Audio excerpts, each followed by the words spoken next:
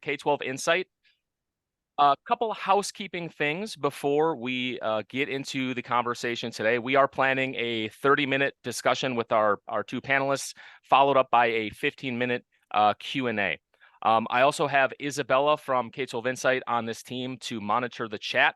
Please utilize the chat feature as we go through the conversation today, and we will get to as many of those as possible.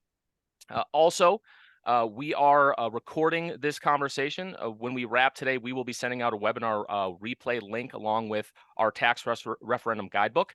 And the guidebook is going to summarize all of the things that we covered today and answer questions about everything we talk through. So with that, I would like to introduce both Dr. Debra Pace, retired superintendent from Osceola County Schools in Florida, and then Dr. Mike Grego, retired superintendent of Pinellas County Schools in Florida. I'm really excited about this conversation. Combined, these two educational leaders have 20 years successfully serving as superintendents with a 5-0 record of passing referendums. A handful of things before we get into the detailed discussion. First, it is important to note that superintendents can inform but not campaign, right? So none of the advice that we give today will be breaking that no campaign rule.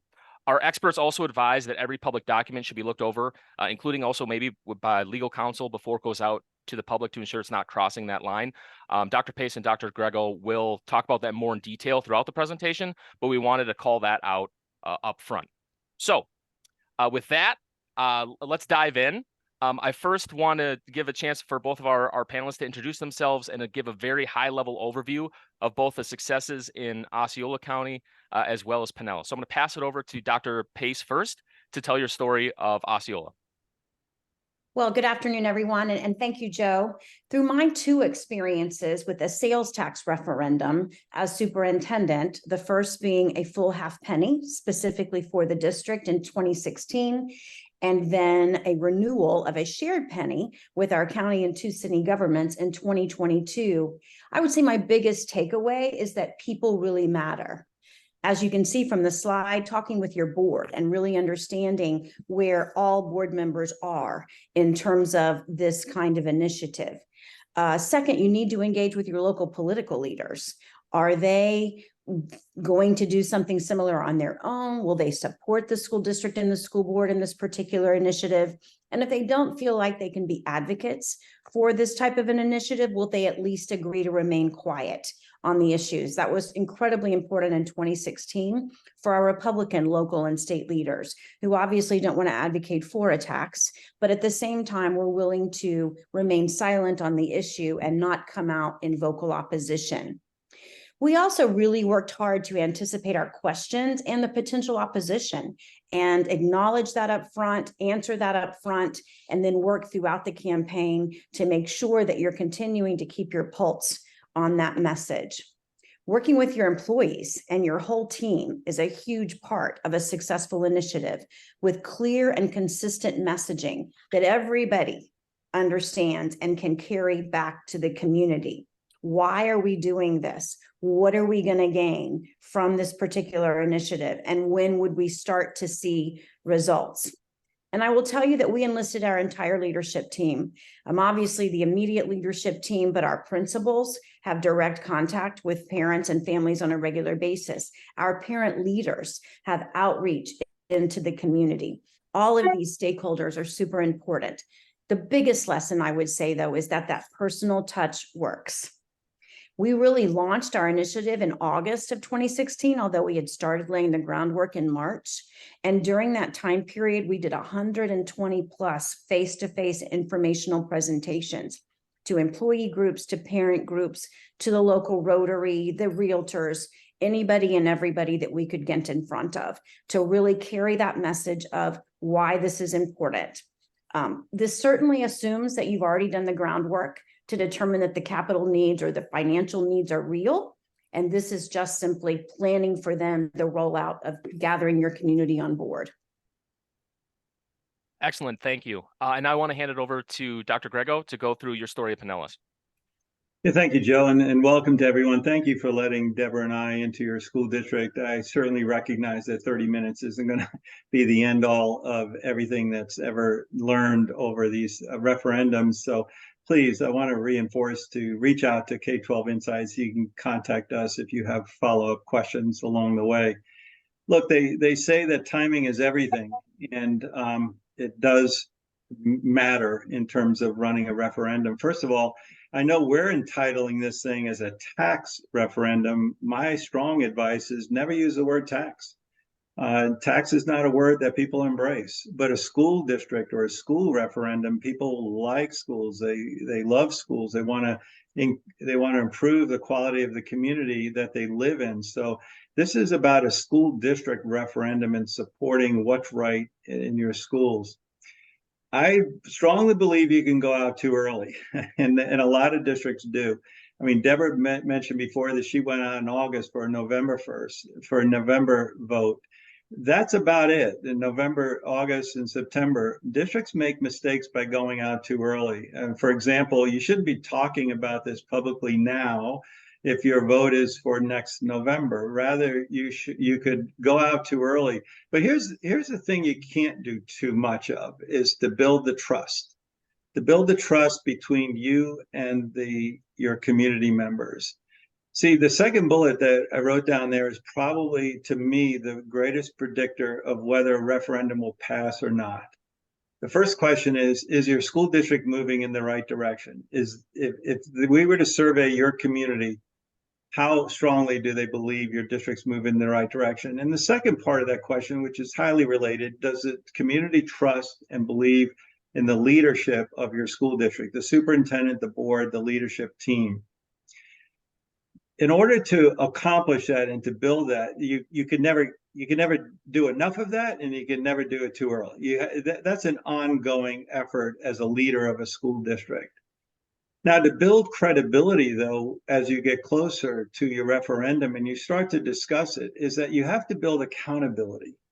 If your community believes that you're spending money currently in the right way, how will they trust you in terms of spending additional resources that would be secured by a referendum? We implemented an independent oversight committee. It's probably the smartest thing and best thing we ever did. I know Deborah has one too, and that is a committee of. In our case, it was a committee of prominent business people, well-trusted business people in the community to oversee the dollars if we were to win the referendum, to oversee the dollars of how they're going to be spent, and to ensure the public that their vote mattered and we followed the directions of that referendum. Obviously, as we got closer to the time, we hosted social media and public information sessions. Here's the key. You want to be the place to go for accurate information. In today's world of social media, people can find whatever information they desire to find. You want to be the place to go. We set up ask questions about the referendum on our website. We also built a two-way communication system. This is when we started to engage with Let's Talk early on. And not right before the referendum, but early on. We've been passing referendums in Pinellas County since 2004 successfully. None have been as successful as the last one in 2020 with an 80% approval rate. And that is phenomenal. And that was during a very turbulent political time, very contentious presidential election. We were coming out of COVID.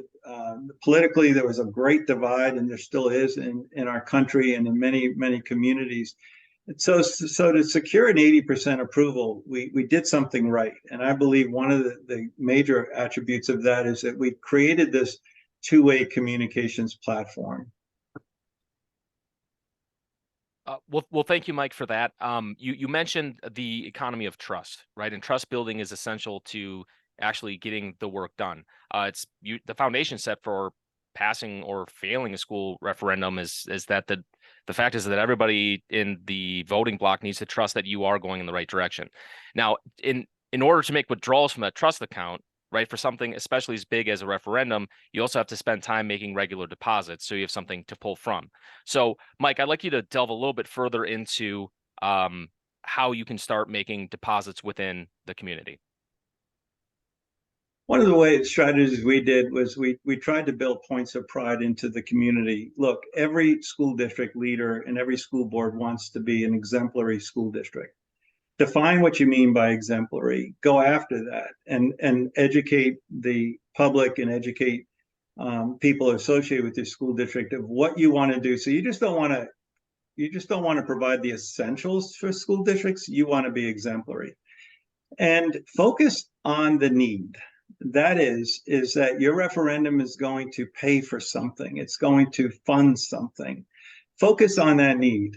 Part of our referendum, as an example, focused on the arts. We are a huge arts community, and we want to provide students an education where arts is not an elective, whether it be performing or visual arts. We want to emphasize that, and it's a value that is very strongly woven into this community. And so when we go out to discuss a referendum, it's not just about a referendum, it's about the importance of the arts.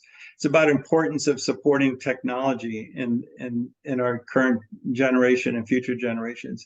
We also support reading materials. It's important, and we also supported teacher salaries. Whatever it is that you're supporting, make sure you make the case for the need. Look, I'm going to be really honest with you. In 40 some odd years, I've never seen a school district that says we have enough money, we're good, you don't need to increase anything. And that's not a criticism. It's just that if you're going to go out and ask for additional money, make sure that you lead with the need, and you lead in a way that you're describing of why you want your school district to be an exemplary school district, better than any other school district.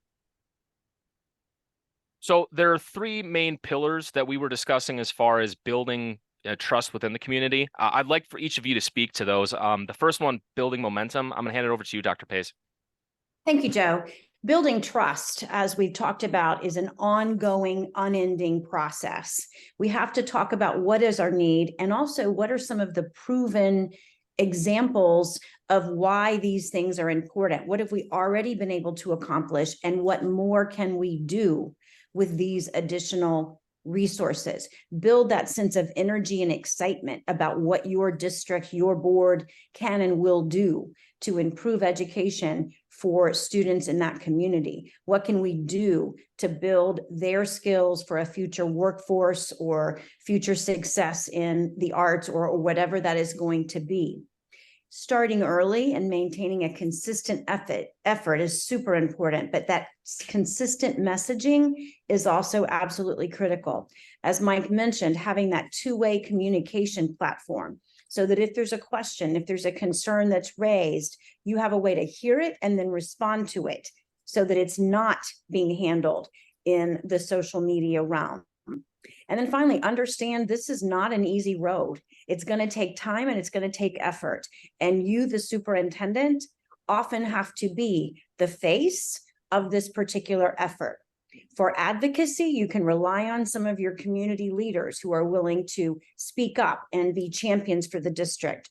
But when it comes to that information, gaining the trust of your employees, your parents, the other folks in the community who are leaders with you and who want the best for the school system, that's where the superintendent plays a very important role.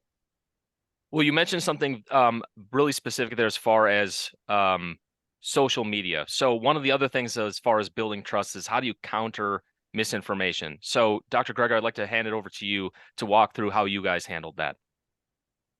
Yeah, you don't need a referendum to handle misinformation. If I'm talking to superintendents and other district leaders, it's a constant battle. Let me add one thing to the prior slide, and that is that it builds on all of the others, is that you don't want to be seen or viewed that the only time you go out into the community is when you need something. You want to be seen as a two-way communicator to build that. We've been using the word trust an awful lot, but trust, like any other relationship, is an ongoing process. So it's like if you have kids and the only time they come to you is when they need something, so you don't want to have that perception.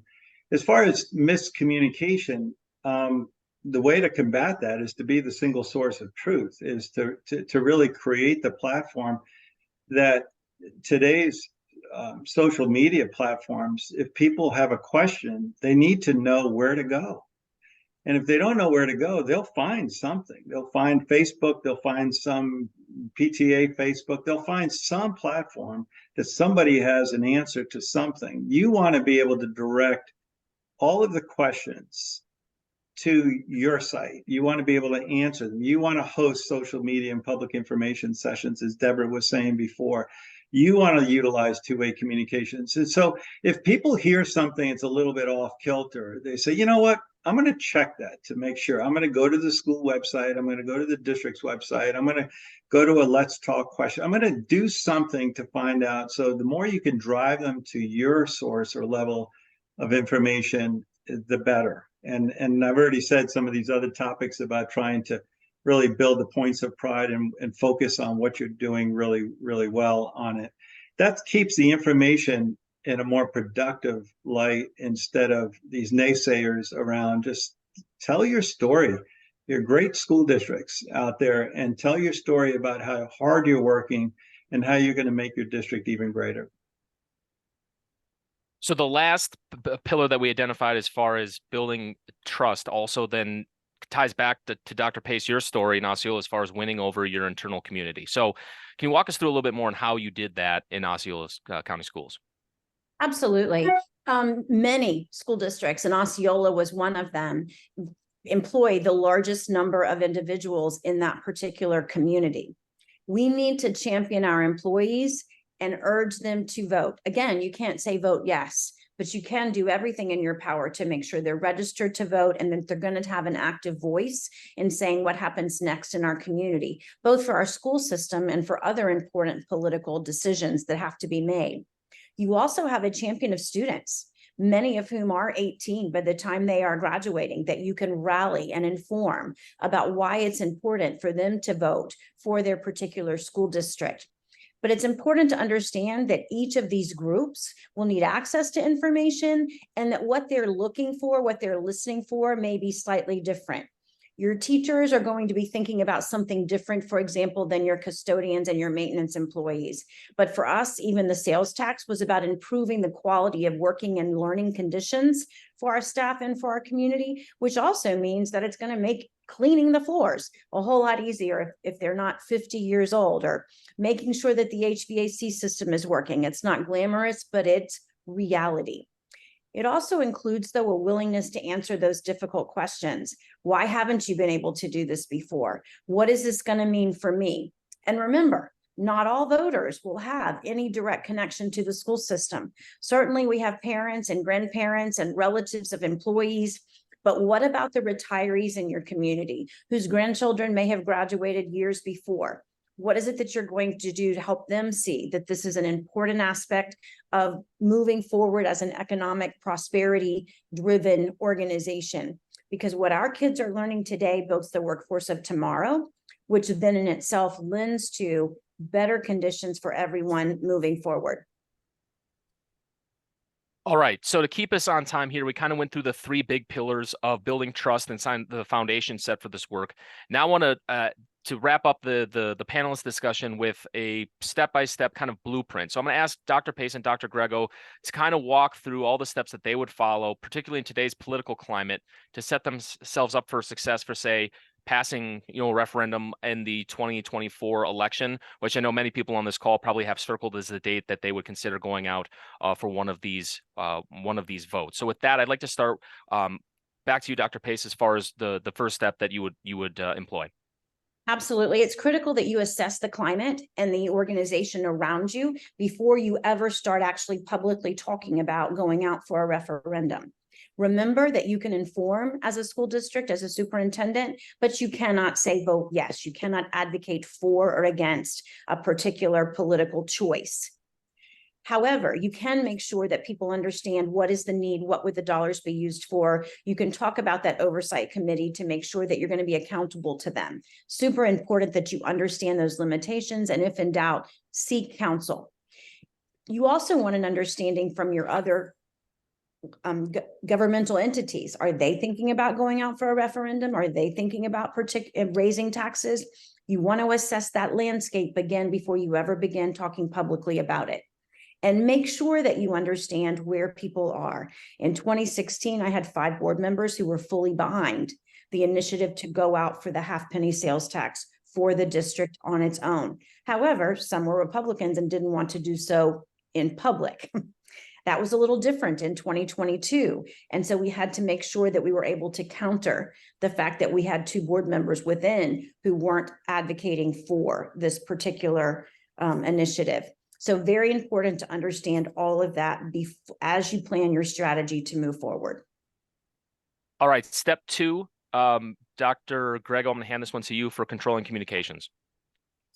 Yeah, perhaps one of the most important things you could do, because you want a single message out there, and it's so dangerous to all of a sudden unleash 15, 20 more public speakers to go out there, and they all deliver a slightly different message, of which misconstrues really what you're after. So controlling the message and controlling the questions and answers to those questions is truly critical. So you have to have PowerPoint presentations, scripted, what answers to questions. I'd rather a question not be answered and an answer be sought after and gotten back to somebody than misinformation be put out there that gets spread. As a superintendent, this is a roadshow. You have to make yourself available. It's 24/7. It's all hands on deck. However, at the same time, I'm going to say that this can't be your only, you still have a district to run, and your leadership team still has to run a district day to day. You have to secure other people, respected people in the community. As Debra pointed out, some of those people are able to go out there and really support something, and some of the people will quietly support these types of initiatives. So make yourself available. Radio, talk show hosts, most of your local television stations will put you on, and certainly PTA meetings. Engage your PTA presidents.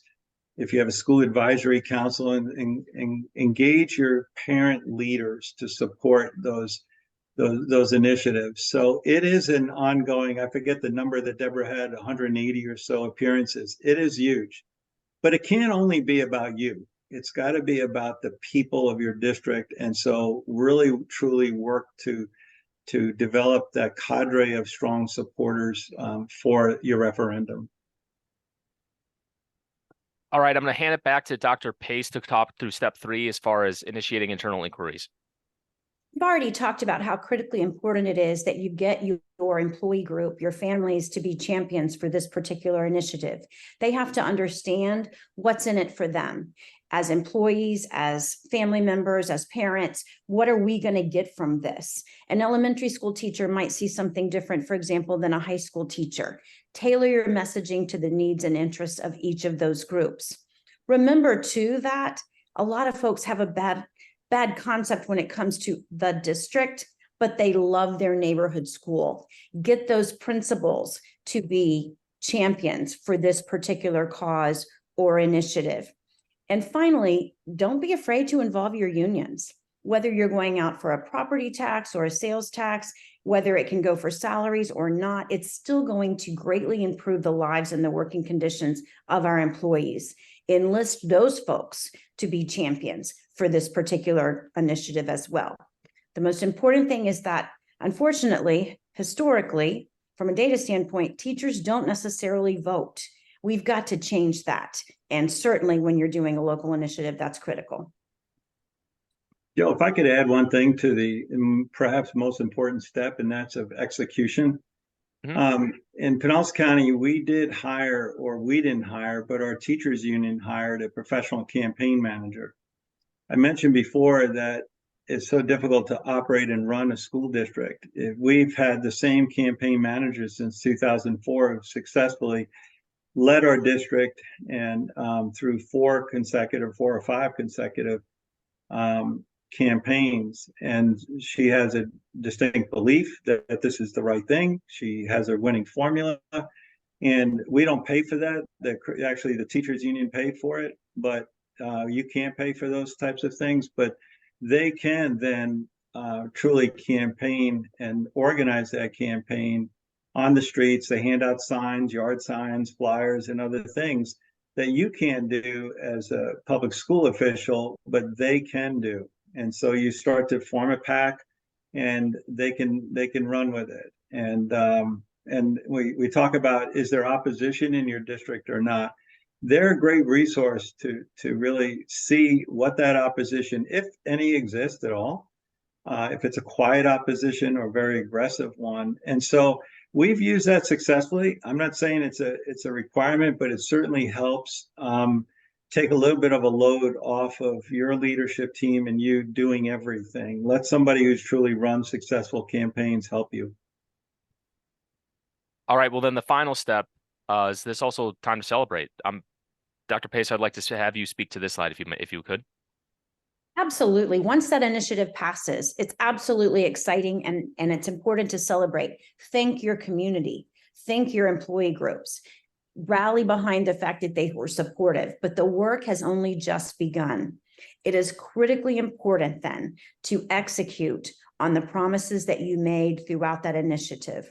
Our first referendum passed in November of 2016, and we had a list of projects, capital improvement projects, ready to go over winter break, so that when people came back to school in January, they could already see enhancements and improvements in their schools, where the carpet had been replaced, or the paint had been updated, or an HVAC system had been executed.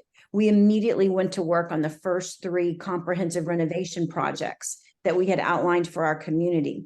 And over the course of a year, we had managed to touch almost every building in the district, so that every board member district, every school staff, every parent group saw what those dollars were being used for. It's super important too, as Mike mentioned, to have that oversight committee to make sure that on a monthly or a regular basis, they are meeting, they're reviewing with the district staff from finance and capital projects. And I'm the superintendent, I always attended that meeting. Was what are we doing with these dollars? What is there to show for it? And what advice do they have for us as we move forward? They report back to the board on a regular basis so that there's that transparency of effort. So celebrate and execute and be prepared for the next go round. Awesome. Thank you for that. Well, we are around time for the discussion. I want to thank both Dr. Grego and Dr. Pace for leading us through those things. The key takeaways from the conversation here is that building momentum takes time, and it's an ongoing, unending effort. You want to be the single source of truth. Your district staff are your key allies. And remember, there's a difference between campaigning and information sharing and making sure that you are on the right side of that. And remember, again, the deposits that you make in October of 2023 will pay dividends if you were to go for a referendum out for vote in November of 2024. So again, we will be sending out a tax referendum guidebook along with this webinar replay link, so everyone will be able to get that. But I did want to open it up for Q&A here at the end. So when you registered, there was the opportunity to submit a question to our panelists ahead of time. We kind of synthesized those down into a couple, and then I will ask Isabella for questions that came in through the chat. The first question that came in that was fairly common were, what were the key objections that you had to overcome to successfully pass your bond referendums? Yeah, I'll start with this is that, look, as I mentioned before, it's a tax. And so any key objections, you need to continue to get out in front of that concept and talk about the points of pride of your district, of what you're going to be doing with these resources in order to make your district and your community a better place to live in. It's all about the quality of life, whether it be addressing your senior citizens at senior citizen clubs. And remember, they vote, and they vote religiously. And so they don't necessarily have children, their children, but they could have grandchildren.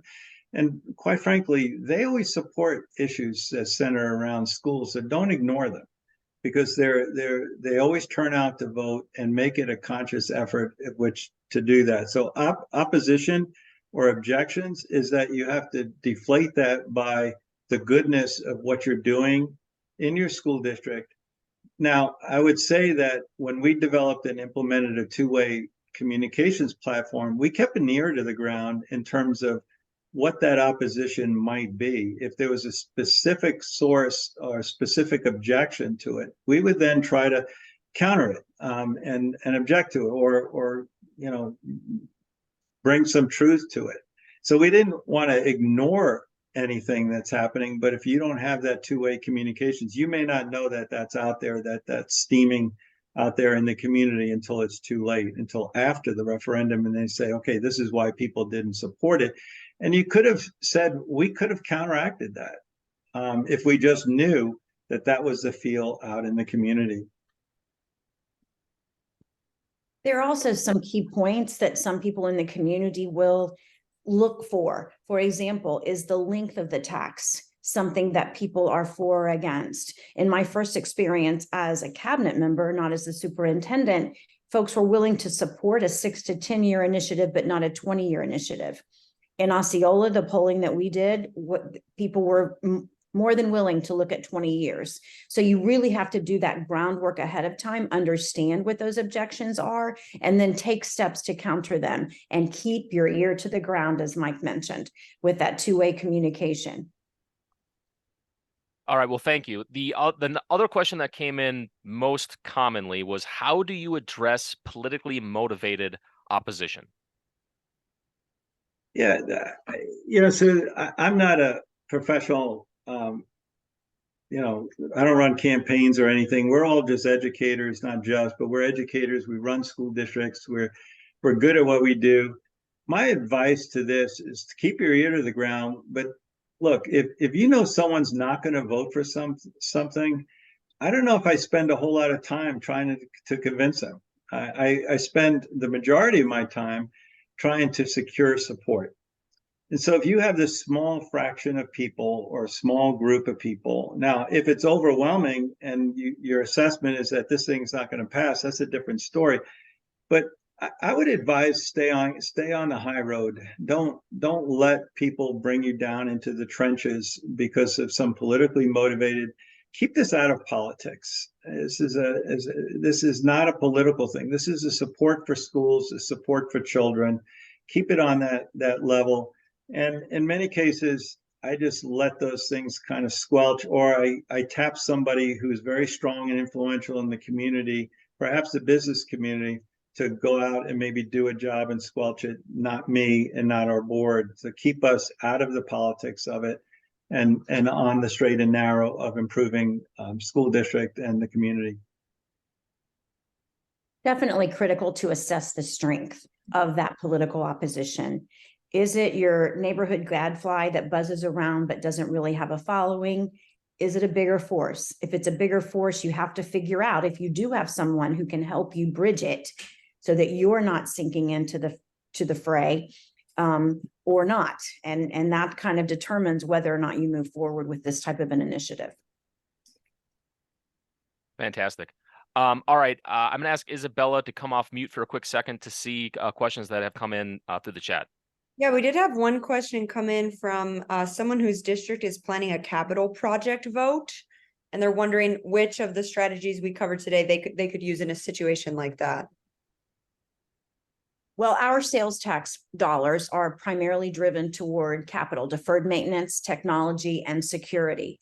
And that's not as inherently appealing as a property tax referendum that can be used, for example, to impact salaries for employees. You can still help convince people that improving the quality of working conditions and learning conditions for our kids is critically important. Security always goes a long way towards passing that kind of project. However, it is incredibly important that you take the steps that we've outlined to build trust, to be transparent, and to make sure that there's a level of confidence in how you're spending your capital dollars. And that oversight committee goes a long way towards helping you convey that message on a consistent basis. Yeah, most of us said, I think Debra said before to many of you, your employees are the largest voting bloc in your community. And so don't overlook them. They're your strength. If we have 7,200 teachers in Pinellas County, we should be able to understand their support of the district. And if we have a total of just over 10,000 employees, there's no larger block of voters that can sway the vote. So spend the time ensuring that they understand the benefits and secure their support in such a thing. Well, thank you for that. I think we are at time. I want to say thank you again to Dr. Grego, to Dr. Pace, for being panelists today and having this discussion. A reminder to everyone: we will be sending out a replay link to this webinar as well as the tax referendum guidebook. If you have any additional questions or questions we didn't get to today, please feel free to reach out to us. We'd be more than happy to connect you and get answers to that as well. But again, thank you to everyone for joining this afternoon. Hope you found the discussion to be a powerful one. And again, thank you to our panelists for taking the time to walk us through their guide today.